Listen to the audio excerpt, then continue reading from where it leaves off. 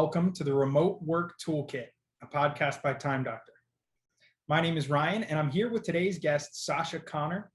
Sacha is the founder and CEO of Virtual Work Insider, which is a remote and hybrid work consultancy that helps companies as they transition to or look to expand into distanced work models. Sacha, hello and welcome.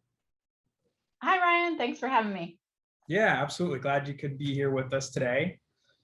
So I wanted to start out with you and try to help the listeners learn a little bit more about your expertise. So can you tell us a little about your background and how you built Virtual Work Insider? So I'm actually a marketer by trade. So I spent 18 years working in marketing. I first started out agency side, so worked for a small ad agency here in the Philly suburbs, and then moved to a much larger agency in San Francisco, so Goodby Silverstein and Partners, where I was in account management for a while. And then I moved over client side to the Clorox company, which is a $6 billion company located in Oakland, California. And that's when I started my brand marketing career. So I spent 14 years at Clorox and I loved my time there. It is a great company, great training program. I got to lead businesses from Pine Sol floor cleaner to Brita water filters to working on Hidden Valley Ranch dressing. So many different opportunities there, both from the marketing side, leading sales teams and new products innovation teams. But my remote work story actually starts in 2010. So I had been at Clorox for 6 years. I was living in San Francisco, commuting over to Oakland every day for work. And my husband and I had our first child. My daughter, Nevin, she was born while we were living in San Francisco, but we spent so much of that first year of her life traveling back and forth from the Bay Area to the Philadelphia area, because that's where my family's from, my husband's family's from there. And after that first year, we had a conversation around what do we want long-term? Did we want to live near the people that we loved, which were in the Philadelphia area, or did we want to live near the careers that we loved in the Bay Area? And I thought that I had to make a choice. And then I had an idea, which was to ask to see if I could actually keep my job, but move to Philadelphia. And in 2010, it was pretty unheard of to do that, to lead large teams like I was at a large company and not be at headquarters. But I had a really good relationship with the chief marketing officer and some senior executives. And they said, okay, you can be an experiment for us. Let's see how this is going to go. And what turned from a 3-month experiment into 8 years of me leading large hybrid teams for my home office here in the Philly suburbs, it not only gave me an opportunity to be in a place where I was surrounded by my family and could raise a family of my own, but also showed me my path to my purpose and my passion, which was to help teams to be able to work across distance. And so while I was at Clorox, one of the things I was doing on the side was actually helping to teach some skills on how to work from office site to office site, because a lot of what I was learning how to do fully remotely was applicable to the rest of the organization. And so I left Clorox about 3 years ago to start Virtual Work Insider, because I saw that there was an opportunity to help other teams, to help other companies, to help other industries to work across distance. Thanks for that. Yeah, such a great story. I love that you were able to, when faced with the dilemma of moving all across the country, find something that worked for you and then grow that into something that can help other people. It's a dilemma that a lot of people have experienced recently, with the pandemic and people going to remote for the first time, businesses trying to transition and create a model that works for them, whether it be remote or hybrid. And there's a lot of uncertainty surrounding work right now that ties in with that. Certain places, things are opening back up, but there's still these variants going around. And like I said, it's uncertain. So, a lot of businesses that were faced with this decision of whether or not to go back to the office full time or stay in some form of a distanced work environment. A lot of them have chosen to remain distance. And I think that's kind of why we want to examine this a little bit more with you, your experience about it, because both remote and hybrid have been popular options for businesses that are looking to remain distanced. I'm wondering, what have you been seeing as it relates to remote and hybrid work here since the pandemic? Well, the good news is that most companies were already made up of virtual teams even before the pandemic, but they just hadn't thought of themselves like that. And when the pandemic hit and everybody had to move into rapid remote work, it highlighted something, which was that actually we have been working across distance, but now we're all working remotely across distance. And so as these organizations are thinking about what do they do next, there's a wide variety of workforce strategies that are coming out of this, from staying fully remote or becoming a frog, as you will, a fully remote organization, to transitioning into some sort of hybrid. And whether hybrid means everybody gets to choose whether they come into the office or stay remote, or whether or not there's actually some parameters put around how many days people come into the office, which offices, et cetera. And I think that every company has to decide what's right for them. And they need to think about a variety of factors, from looking at their company mission, thinking about their company values and purpose, to the needs of their employees, to the type of work that they do. So there is not one size fits all workforce strategy here. But it's important for everyone to realize that this is a time of experimentation. There's no right answer here. I was just reading Simon Sinek's book, The Infinite Game. And so much of that, I thought, is a parallel to what's happening right now in terms of thinking of this as an infinite game. This is not a finite game. There's no winning and losing. This is continuous changing of circumstances and learning as we go. And so any leader who's thinking of the office reopening date as the end of the game is wrong. They will be shocked in terms of how actually this is a long-term play, that if you're going to do a hybrid situation and you are going to reopen an office, and eventually if that happens, because a lot of our clients had office reopening dates and have had to push them out because of COVID variants, they need to know that that is just one step in this process to figuring out what's right long-term for the organization. So making sure that they have some metrics in place to be able to see how things are going, what do they need to adjust, getting constant feedback from their employees and their teams and their leaders to adjust as they go. Right, definitely an infinite game, as you said, and not an easy one.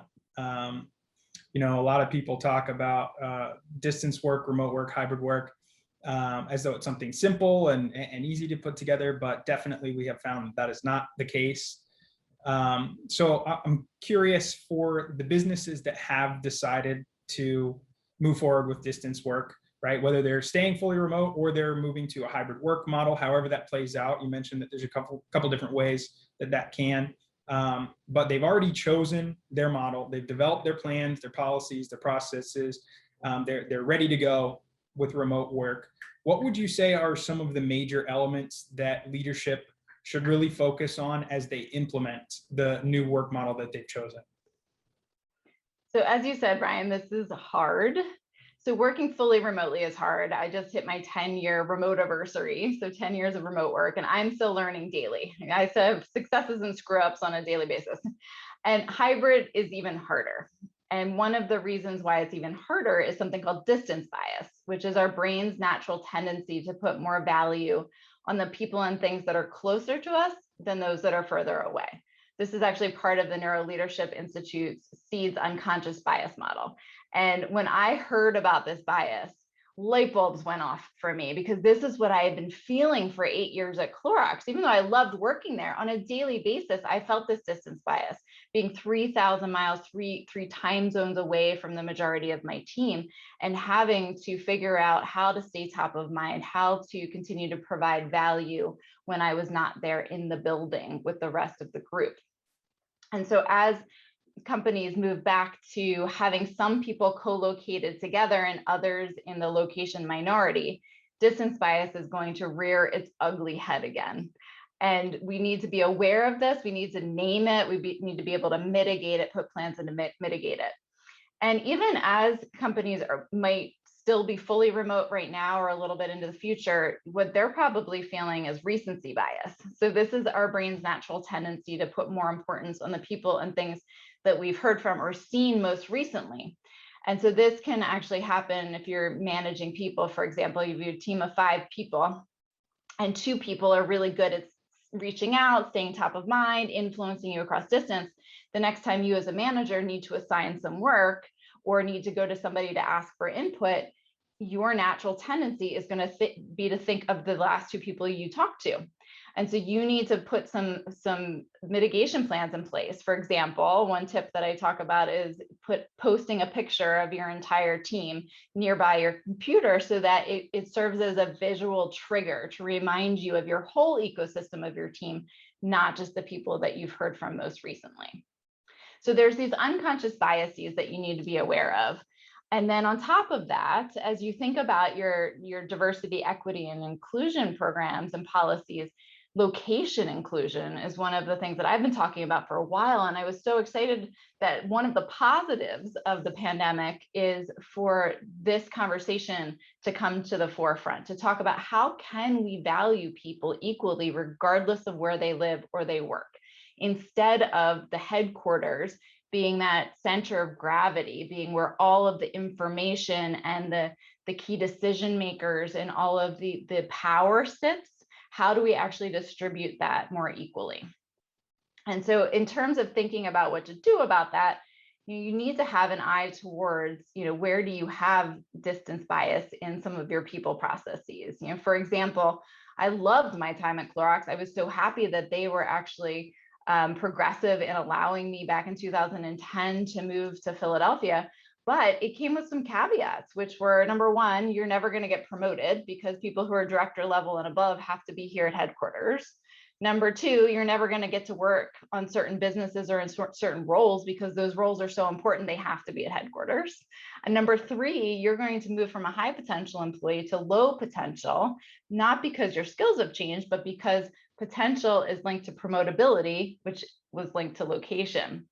And it was not until I moved that really it highlighted that distance bias that was in that process. And over time, I was able to change hearts and minds about that and change those policies. But right now is a great opportunity to actually aggressively look at those things and try to pick it apart and change it for the good right now. That's great. Yeah, I think that I love your example of keeping the photo of the whole team near your desk. That out of sight, out of mind, definitely is something that we can fall victim to when it comes to remote work. But as far as the way things were set up for you at Clorox, to not be able to be promoted and some of these things like that, I think it's refreshing to see that a lot of that mindset is starting to shift because of the pandemic. Something that may have taken 10, 20 years to happen. That one of the positives is it seems like that's becoming more common, that people are given the opportunity to be promoted based off of skills and not by location, right? Right. But the key is now, as some of the offices are reopening, is to not let proximity come back as paramount, right? Is to not go back into those old behaviors and mindsets. Absolutely, definitely something that's a challenge for a lot of companies, and that will continue to be as we go forward. But when it comes to some of the biggest challenges of remote work, people are talking a lot about things like building company culture and supporting engagement and fostering employee wellness, healthy work-life balance, things like that, where it seems like there's a lot of confusion on how to approach those sorts of things that are a little bit less tangible, and but that of course are an integral part of a successful business. And I'm wondering what your thoughts are on that. In your experience, what sort of challenges related to that should businesses expect to face as they move to a distance work model? With these kind of questions, I always like to really dig in at first about what are we talking about? What do we mean? Because some of these are words that get thrown around a lot, like engagement and culture. there's a lot of different definitions for them. And I want to kind of pause here and talk about how I define these things and how I suggest thinking about them in a hybrid or a remote team environment. And first, the word engagement. So employee engagement, really important. A lot of companies that we work with have annual engagement surveys, but I want to define that. I want to start kind of ground set what we mean by that. So engagement is not just having fun at work. Engagement is actually seeing if your employees are investing themselves fully into the work, that they're coming at the work with energy, that they're feeling strongly connected to the work with pride and enthusiasm. It's not just showing up and going through the motions. So that's what engagement means. And actually engagement is really important because it's been statistically tied to profitability and to lower turnover, higher retention of employees, better levels of performance. And that's why most companies measure that. And ADP research actually did a great study about engagement. And what it showed was that overall engagement's pretty low. So 14% of global employees are actually fully engaged. So that's 14 out of every 100 employees. That's terrible. And so they looked into how do they get that number up? So if on average it's 14%. And some of the key factors to getting that number improved, the engagement number pushed up, was that people who work on a team are more engaged than people who are truly individual contributors. And the other key factor was employees that have deep trust in their team leader. And how they defined deep trust was that the employee knows what's expected of them and that the leader plays to their strengths.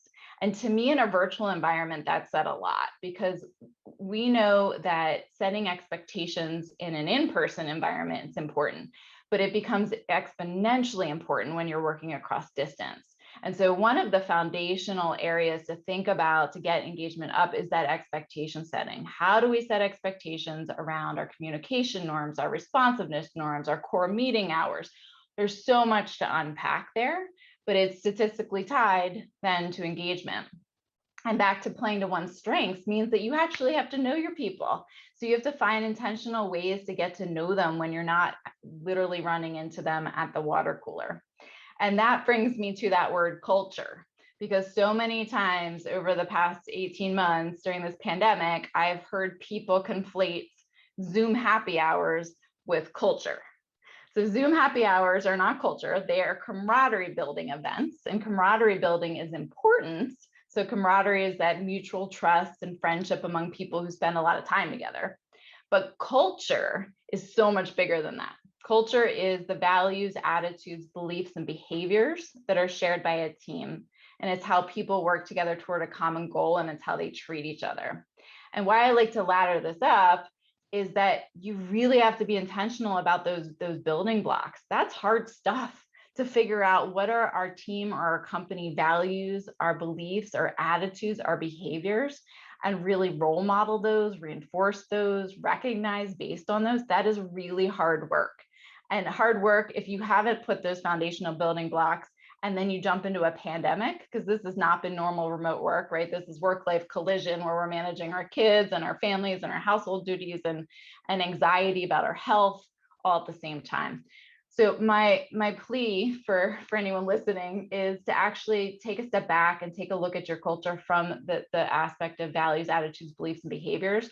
Start there and make sure that you have some camaraderie building activities within that, but don't focus too heavily on the camaraderie piece, because you're going to miss out on the actual culture building piece. Thank you for the insight there. I think so many people throw the word engagement around to mean something that it really doesn't. And like you said, culture, camaraderie building, there's a lot of confusion there. So knowing what you're talking about when you get into that, knowing what you're planning for, I mean that's big. And a huge part of how a company can be successful when they do make the transition. So as far as it being successful when you're in a distanced work environment, that definitely doesn't happen overnight. You've already mentioned some of the hard work that goes into that, and it's more of a process that builds up over time. So when it comes to that journey that every remote or hybrid company is going to go through, from new to distance work to a well-oiled machine that has it all down and all their processes in place and is comfortable in that distance work environment. How do you see remote and hybrid organizations typically evolve? Like what does that process look like? What do they go through in order to get to that level of comfortability? So as you said, it is a learning curve. It's a steep learning curve, and we have to start with empathy for ourselves, empathy for the teams, to know that we're all going to kind of learn through this, and it's okay to adapt and adjust as we go. I think at the very foundational level, it's back to what we talked about earlier about expectation setting. So that is like foundational. So thinking about things like creating team working agreements. How are we going to create these communication norms? Which channels of communication are we going to use for what purpose? Everyone is suffering right now from communication overload. We're getting pinged and dinged from everything. And unless you actually set aside the time to intentionally say, when are we going to use Slack or Microsoft Teams versus email versus Asana versus, then it becomes really overwhelming. And then the communication and the clarity of the communication goes down, which then leads to unproductivity. And then thinking about your core meeting hours, I mentioned this earlier, depending on your situation, if you are going back into a hybrid office situation where some people are commuting in on some days and others are not, you actually have to have an intentional conversation about what are no-fly zones for meetings, because when you have somebody who's commuting into the office in a subway, they can't make that 8:30 a.m. meeting that you put on their calendar that might have been okay when everybody was fully virtual. So we can't take for granted some of those conversations that need to happen to set those norms. And you really do need to teach not just the managers how to lead across distance, but also the direct reports as well. This is a two-way street. So one of the things that I notice is that companies, they want to start with teaching their managers, upskilling their managers, which is great. But we shouldn't be putting all of the pressure on these managers to be doing this alone. Really, it does need to be a two-way street. The direct reports need to know how to work with a virtual manager as well, so that they can partner in this learning curve. And one of the things that I see is the hardest for direct reports, especially if you're more junior or you're less tenured at a company, is to be able to reach out for help, across distance, to get help with a complex project that you don't know how to do, or to get help with prioritizing your work. We take for granted, again, when we're in an in-office situation, how much of those cues that we pick up in person. So when I was managing people in person, you could see who's the one who's coming in early, staying late at night. That could be a capacity problem. You can see somebody who's sitting there at their desk, kind of like pulling at their hair a little bit, or the frustration on their face. That could be, a work complexity problem. And when we're behind these virtual curtains, it's really hard to know what those cues are, unless you as a manager are skilled at teasing it out, or you as a direct report feel psychologically safe enough to speak up for what you need. So there's the kind of like the skills area, but also you need to think about, what's going to happen long term. How do you create longevity here? You mentioned, like, how do I get to that well-oiled machine? Again, this is not a one or done, right? We talked about this being an infinite game. So you need a couple of pieces of structure in place to keep the mindsets and behavior changes happening, right? This is a huge change management process. And a couple of things that you can think about for that is, one is having somebody who is the point person, who's really responsible for keeping an eye to the upskilling, to the workforce strategy work, to the behavior mindset changes, to the measurement of all of this. And some companies are starting to hire head of remote positions for this, or promoting people internally for that. I talk about a head of hybrid, because most of the companies, most of the large organizations that we're working with are hybrid. They're not moving to a frog or fully remote organization anytime soon. So you need somebody who has the expertise of having worked remotely or led hybrid teams before, that can actually look at that employee experience across the people who are remote, that are in office, and those that are anywhere in between. So that's one area, head of hybrid. And the second area is consider a virtual workforce employee resource group. So I mentioned earlier that when I was at Clorox, I was teaching some skills on how to work across distance, and the platform that I used to be able to help make that change internally was I created the first ever virtual workforce employee resource group. So taking this idea of ERGs that existed, so women's ERGs, Black ERG, Asian ERG, and applying it to the virtual workforce. So we had a volunteer committee, a couple of different kind of committee pillars that helped in terms of enabling the workforce to get the technology tools that they needed and be trained on them, the skills that they needed, the leadership skills to be trained on, and then also helping with some of this cultural change and the behaviors and the mindsets. And the reason why that was so helpful was not only did you have a group of people who were volunteers to help move this forward, but it gave us a platform to speak to the executive committee to kind of help change how they were thinking about the trajectory of the company. And again, I started this back in, I think it was like 2013, not knowing how important this was going to become in 2020 in order to enable business continuity, in order to enable this large company to be able to easily move into a fully remote environment. Yeah, a lot of foresight on your part to see sort of what was coming down the road. We didn't expect it to happen so quick, but I know there are a lot of people who are really glad that it did, and others that thankfully will have the benefit of some of your insights that you shared with us here today to help them as they do make that transition into remote and hybrid work. So, Sacha, one last question for you that I had before we go. If there was one specific thing that you think every remote or hybrid organization should keep in their back of their mind as they try to be successful in a distance work environment, one most important point that people should leave this conversation with, what would you say that is? So the skills that we've been all learning over these past 18 months of working across distance are not just the skills of now, but they are the skills into the future. So as we think about the competencies for the leaders of the future, we should be looking at those people who can lead confidently, regardless of where they are located, with people on their teams, regardless of where those people are located as well. So that can mean, again, back to that hybrid organization, back to a fully remote organization, back to a global organization, it's putting that lens on all of those skills to be able to lead across distance. That's great. Thank you so much for that insight, Sacha. Before we let you go, for those who are listening and are interested in digging into this kind of stuff, learning more about how they can succeed in remote and hybrid work, where can they find more details from you? So you could go to my website, which is virtualworkinsider.com. And if you go to virtualworkinsider.com/access, there are some free downloadables for you that bring to life some of the techniques and tactics that we talked about today.